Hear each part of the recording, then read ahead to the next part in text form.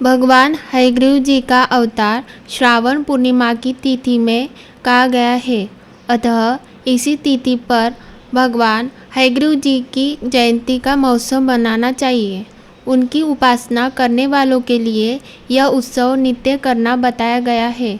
श्रावण पूर्णिमा के दिन श्रवण नक्षत्र में भगवान श्री हरि हयग्रीव जी के रूप में प्रकट हुए और सर्वप्रथम उन्होंने सभी पापों का नाश करने वाले सामवेद का गान किया।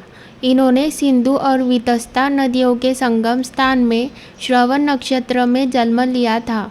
अतः श्रावणी के दिन वहाँ स्नान करना सभी मनोरथों को पूर्ण करने वाला होता है। उस दिन वहाँ शांग धनुष चक्र तथा गदा धारण करने वाले विष्णु की विधिवत पूजा करें।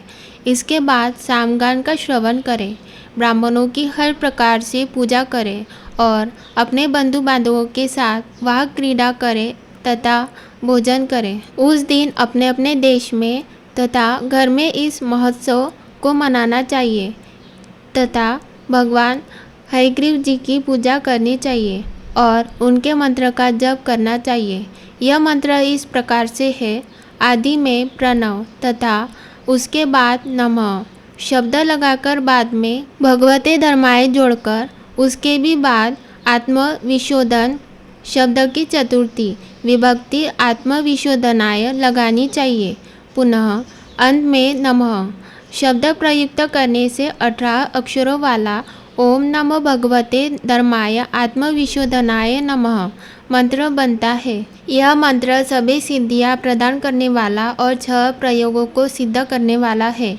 इस मंत्र का पुनश्चरण 18,18,000 जप का है। अगर आपको पुनश्चरण क्या होता है नहीं पता तो यह हिंदू धर्म का एक प्रारंभिक अनुष्ठान है जो किसी विशेष मंत्र की सिद्धि के लिए किया जाता है।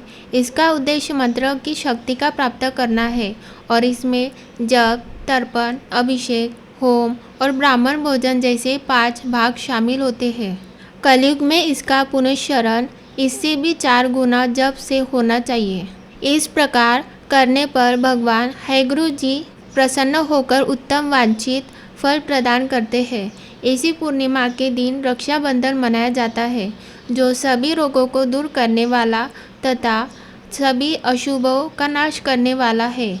हे मुनि श्रेष्ठ, इसी प्रसंग में एक प्राचीन इतिहास सुनिए।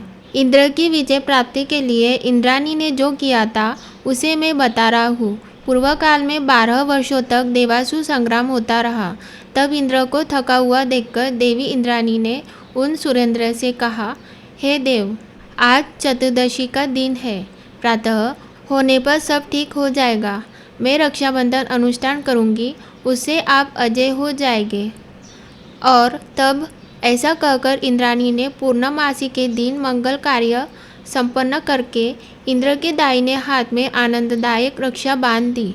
उसके बाद ब्राह्मणों के द्वारा स्वस्तयन किए गए तथा रक्षाबंधन से युक्त इंद्र ने दानव सेना पर आक्रमण किया और क्षण भर में उसे जीत लिया। इस प्रकार विजयी होकर इंद्र तीनों लोकों में पुनः प्रतापवान हो गए। हे मुनीश्वर, मैंने आपसे रक्षाबंधन के इस प्रभाव का वर्णन कर दिया जो कि विजय प्रदान करने वाला, सुख देने वाला और पुत्र, आरोग्य तथा धन प्रदान करने वाला है। सनत कुमार बोले, देवश्रेष्ठ, यह रक्षाबंधन किस विधि से, किस तिथि में तथा कब किया जाता है? हे देव, कृपा करके इसे बताएं। हे भगवान, जैसे जैसे आप अद्भुत बातें बताते जा रहे हैं वैसे वैसे अनेक अर्थों से युक्त कथाओं को सुनते हुए मेरी तृप्ति नहीं हो रही है।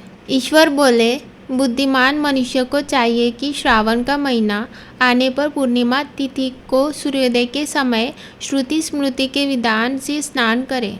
इसके बाद संध्या जब आदि करके देवताओं, ऋषियों तथा पितरों का तर्पण करने के बाद सुवर्णमय पात्र में बनाई गई सुवर्ण सूत्रों से बंधी हुई मुक्ता आदि से विभूषित विचित्र तथा स्वच्छ रेशमी तंतुओं से निर्मित विचित्र ग्रंथियों से सुशोभित पदगुच्छों से अलंकृत और षट्शप तथा अक्षतों से गर्भित एक अत्यंत मनोहर रक्षा अथवा राखी बनाएं।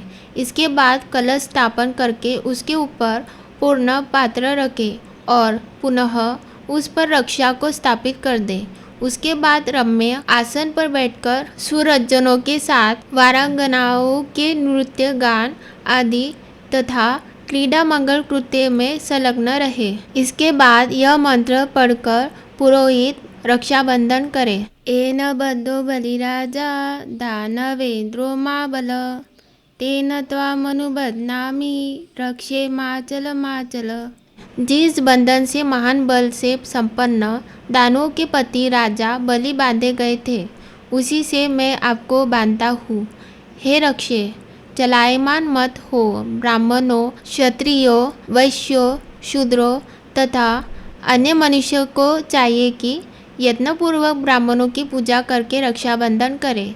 जो इस विधि से रक्षाबंधन करता है वह सभी दोषों से रहित होकर वर्ष पर्यंत सुखी रहता है। विधान को जानने वाला जो मनुष्य शुद्ध श्रावण मास में इस रक्षाबंधन अनुष्ठान को करता है वह पुत्रों तथा सुरजनों के सहित एक वर्ष भर अत्यंत सुख से रहता है। उत्तम व्रत करने वालों को चाहिए कि भद्रा में रक्षाबंधन न करें, क्योंकि भद्रा में बांधी गई रक्षा विपरीत फल देने वाली होती है। हरिओम।